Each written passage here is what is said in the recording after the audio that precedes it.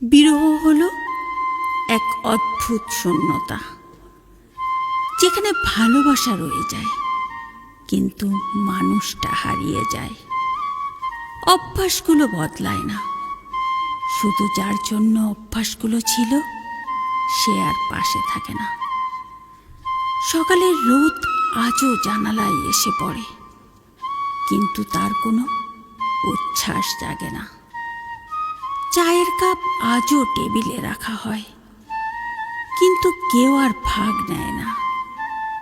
ফোনের নোটিফিকেশন বাজলে এখনো মনে হয় বুঝি তারই মেসেজ এসেছে, কিন্তু না, এখন আর সেই নামটা স্ক্রিনে ভেসে ওঠে না।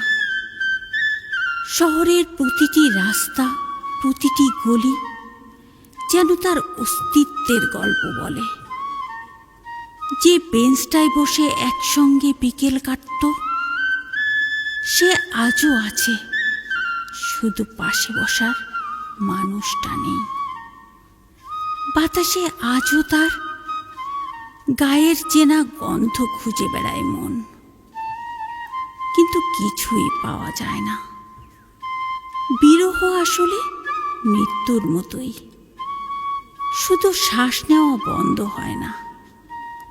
হৃদয়ের এক অংশ বেঁচে থাকে, আর এক অংশ একটা শূন্যতার মধ্যে ডুবে যায়।